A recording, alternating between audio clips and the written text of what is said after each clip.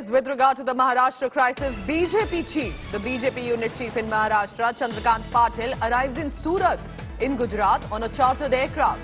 He will be also reaching Guwahati, Assam, along with 4 MLAs. So what's exactly happening now? Is BJP making its intention very clear?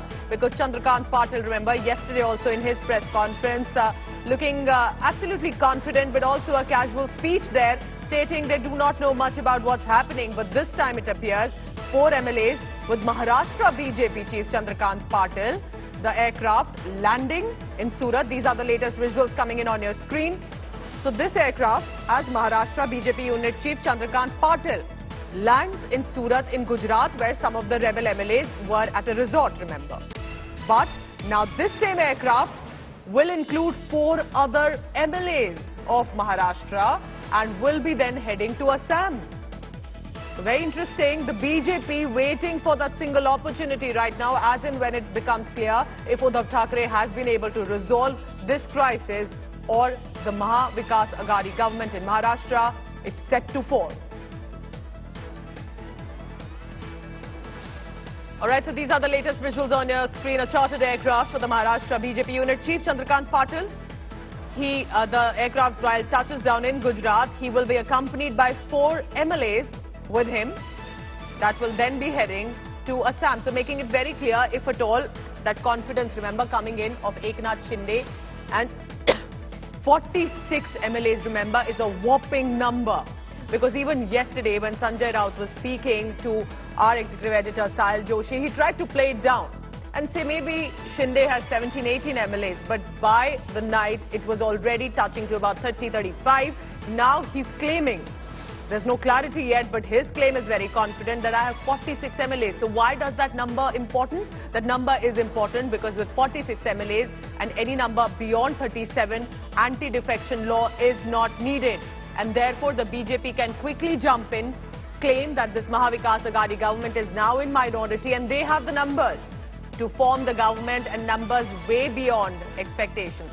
My colleague Paulami Saha has been in Guwahati. Paulami, very interesting because till now it was only the rebel MLAs going from one city to another. But if the Maharashtra BJP unit chief Chandrakant Patil says, I'm also coming with 4 more MLAs, that's as clear as it gets. What's next to happen, Paulami? That's right. That just basically goes to show that there's a possibility that BJP has now moved full throttle into this entire situation. Earlier, the BJP, as we were speaking to our sources within the party, of course, maintained that they were in a wait-and-watch mode because they didn't want to jump into a situation which was half-baked. They wanted to be absolutely sure that Eknath Shinde had the numbers indeed to bring down the Maha Vikas Aghadi government, to break the Shiv Sena. So unless that was to happen, the BJP was not going to move into the picture quite directly and quite upfront. And now if Chandrakant Patil is saying that he's also going to move to Guwahati with, of course, 4 other MLAs, that just goes to show that the BJP is now lending support to this entire rebellion, which has been orchestrated by Eknath Shinde. And the BJP has now sensed that they have a real opportunity over here to bring down the Maha Vikas Aghadi government. And this is no half-baked situation. This is serious, and this is a gambit which has the possibility of being successful.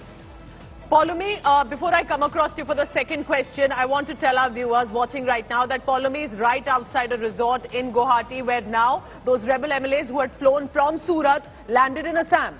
And now they are holed up there. So Paulami, what about these 4 MLAs? Because do help us understand here. If all the MLAs of the Shiv Sena, the rebel MLAs, had been flown now to Assam, who are these 4 MLAs? Why would Chandrakant Patil be first touching down Gujarat and then going across to Assam? So what is happening here, if you can explain?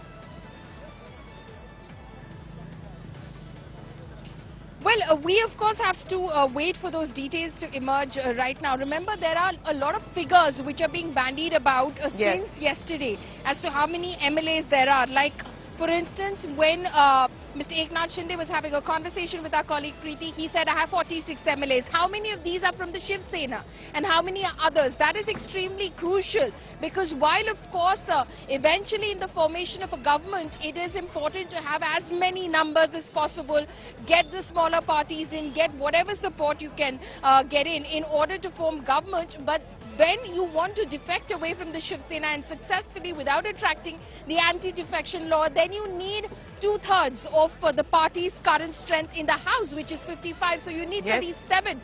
Out of these 46, how many are Shiv Senics?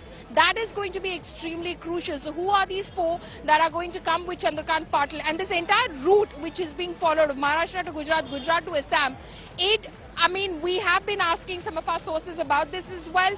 What they believe is they take the road route into Surat and then, of course, fly out of Surat, and that is much easier for them to, of course, work things out. That is how the planning is at the moment.